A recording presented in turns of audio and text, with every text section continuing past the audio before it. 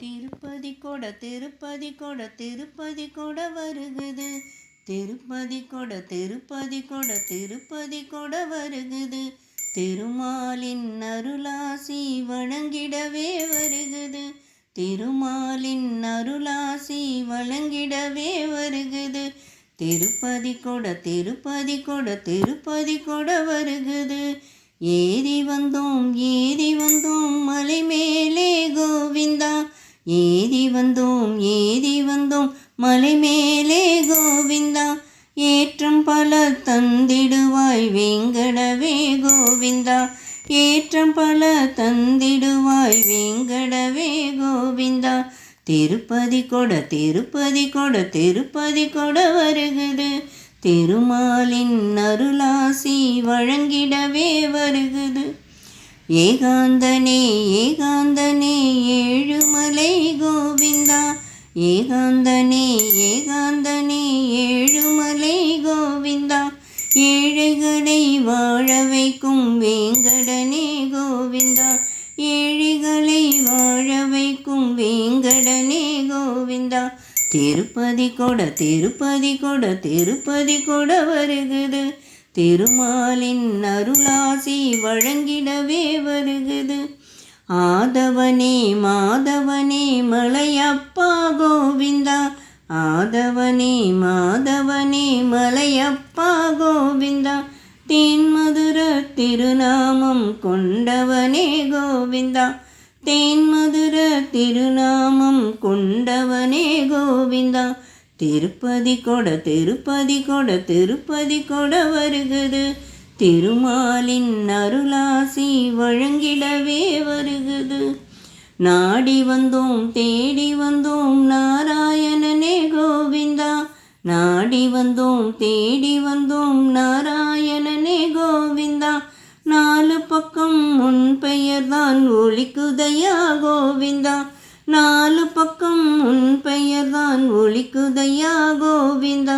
திருப்பதி கொட திருப்பதி கொட திருப்பதி கொட வருகுது. திருமாலின் அருளாசி வழங்கிடவே வருகுது. நாராயணா நாராயணா நாராயணா கோவிந்தா. வேங்கடவா வேங்கடவா வேங்கடவா கோவிந்தா. வேங்கடவா வேங்கடவா வேங்கடவா கோவிந்தா. நாராயணா நாராயணா நாராயண கோவிந்தா. நாராயணா நாராயண. அனைவருக்கும் வணக்கம். இது புரட்டாசி மாதம் 2024ஆம் ஆண்டு. இந்த புரட்டாசி மாதம் என்றாலே எங்கும் கோவிந்தா கோவிந்தா என்ற நாமம் ஒலிக்கும். இதில் ஒரு சிறப்பு என்ன அப்படின்னாங்க, திருமலையில் பிரம்மோற்சவம் நடைபெறும். இந்த பிரம்மோற்சவத்தில் 5ஆம் நாள் கருட சேவை அன்று இங்கே நம்ம சென்னையிலிருந்து திருக்குடைகள் ஊர்வலமாக எடுத்து செல்லப்படுகிறது. இது கிட்டத்தட்ட 200 ஆண்டுகளாக நடைபெறும் ஒரு வழக்கமாக இருக்கிறது. இந்த ஆண்டு அக்டோபர் 2ஆம் தேதி திருக்குடை புறப்படுகிறது.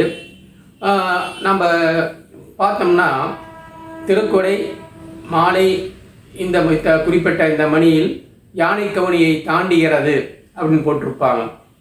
எதற்காக, அதாவது இந்த யானை கவனியை தாண்டுகிறது அப்படிங்கிறது ஒரு சிறப்பான ஒரு செய்தியாக பேசப்படுகிறது.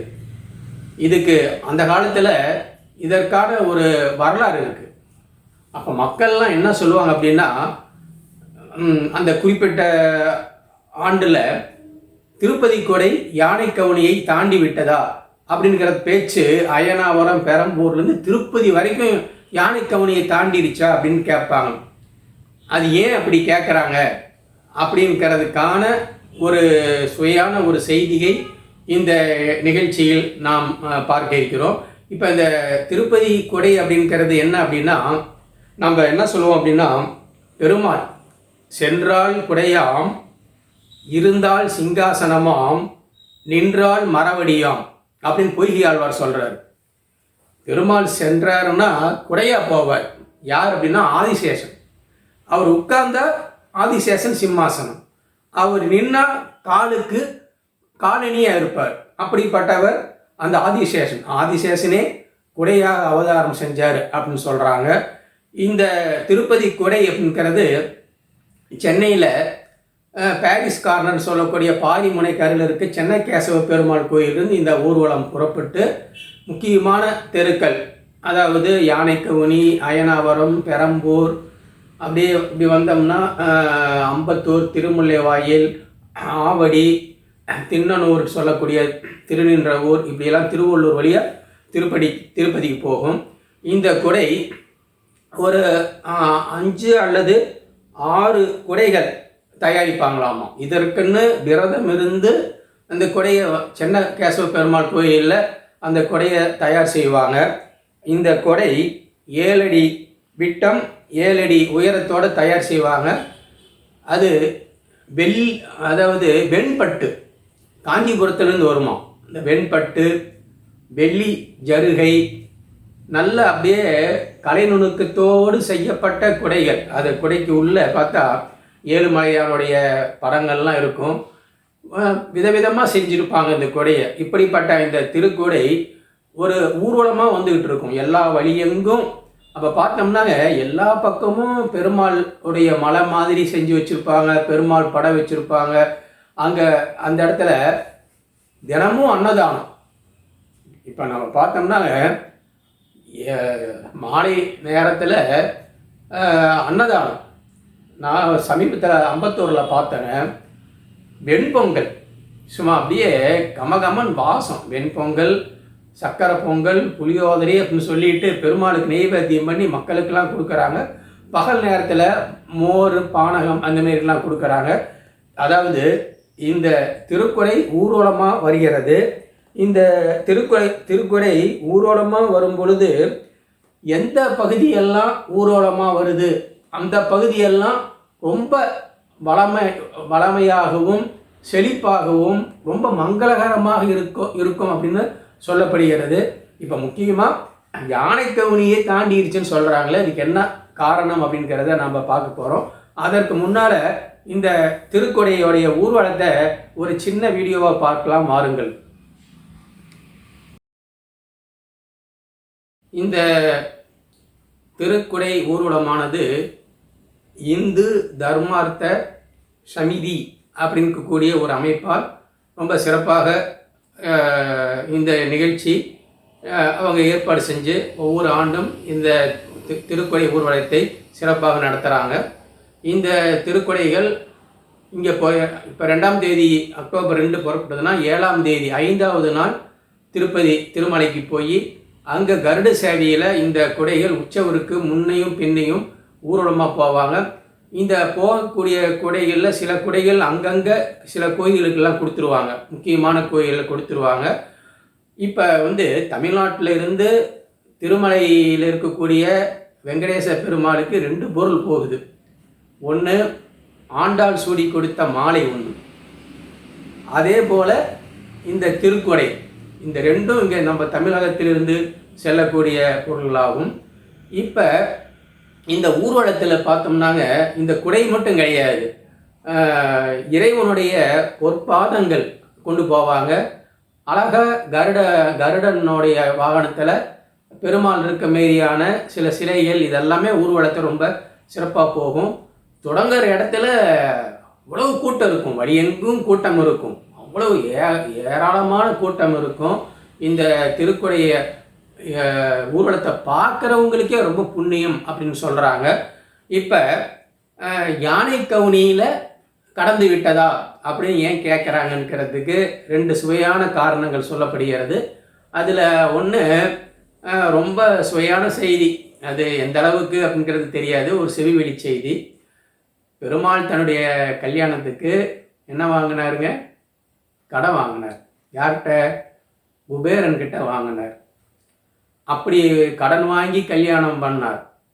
அப்படி வாங்கும் பொழுது யானைக்கவுனியில் யாரோ ஒருத்தர்கிட்ட கடன் வாங்கிட்டார் அவன் பெருமாள். வேடிக்கையாக இருக்கு இல்லைங்க? அதனால் அந்த யானைக்கவுனிக்கு வந்தாருன்னா இந்த குடை ஊர்வலம் போகும் பொழுது வேகமாக ஓடிடுவாங்க அப்படின்னு ஒரு செய்தி சொல்லப்படுகிறது.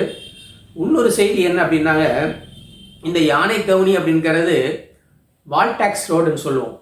அதாவது நம்ம சென்னையில் சென்ட்ரல் பக்கத்தால் இருக்கக்கூடிய அந்த ரோடுக்கு பேர் வால்டாக்ஸ் ரோடுன்னு பேர். அந்த வால்டாக்ஸ் ரோடு அப்படிங்கிறதுல அந்த காலத்தில் அங்கே ஒரு பெரிய சுவர் இருந்ததுங்களாம். அந்த சுவரில் அந்த அந்த வழியை கடந்து வந்தோம்னா சென்னைக்குள்ளே வரும் பொழுது வரி கட்டிட்டு தான் உள்ளே வரணும். 6 கதவுகள் இருந்ததுங்களாம். இப்போ எப்படி செக் போஸ்ட்னு சொல்கிறோம், அது போல் 6 கதவுகள் இருந்ததாமா. அதில் 6வது கதவுக்கு பேர் யானைக்கவுனின்னு பேராமா. அது வழியாக தான் வாகனங்கள்லாம் உள்ளே வருமா. அதாவது அந்த ஒரு 100 ஆண்டுகளுக்கு முன்பு இந்த பக்கம் பெருமாளுடைய திருக்குடை ஊர்வலம் வரும் பொழுது அந்த இடத்த ஏதோ சில பிரச்சனை, இந்த வரி வாங்கிறது சம்மந்தமாக அவங்க கேட்டிருக்காங்க. இது இறைவனுக்கு தான், அதனால் வரி தரமாட்டோம் அப்படின்னு ஒரு வேளை இவங்க சொல்லியிருக்கலாம், அல்லது வரியை தளர்த்த சொல்லியிருக்கலாம். ஏதோ ஒரு சிக்கல் அங்கே இருந்திருக்கு. ரொம்ப நேரமாக கொடை புறப்படல. அப்போ மக்கள்லாம் என்ன இன்னும் ஏன் கொடை வரல. அந்த காலத்தில் செல்ஃபோன் வசதி அதெல்லாம் எதுவும் கிடையாது. ஒரு தொலைபேசி இப்போ என்ன நம்ம ஃபோன் பண்ணி கேட்டுருவோம். அப்போ மக்களுக்கெல்லாம் ஒரே பேச்சு, யானைக்கவுனியை தாண்டிடுச்சா, யானைக்கவுனிலே நிற்குதுப்பா திருக்கொடை அப்படின்னாங்க. யானைக்கவுனியை தாண்டி விட்டதா அப்படிங்கிறது ஒரு பெரிய ஒரு கேள்விக்குறியாக இருந்தது. அப்புறமேல அந்த பிரச்சனை சரி செய்யப்பட்டு திருக்கொடை ஊர்வலம் தொடர்ந்து நடந்தது அப்படிங்கிற ஒரு சுவையான செய்தி சொல்கிறாங்க. கிட்டத்தட்ட 200 ஆண்டுகளாக நடைபெறக்கூடிய இந்த திருப்பதி குடை ஊர்வலத்தை நாமும் ஒரு முறை கண்டு இறைவனை தரிசித்து பெருமாளின் அருளை பெறுவோம் என்று கூறி இந்த நிகழ்ச்சியை இந்த அளவில் நிறைவு செய்கிறேன். நன்றி, வணக்கம்.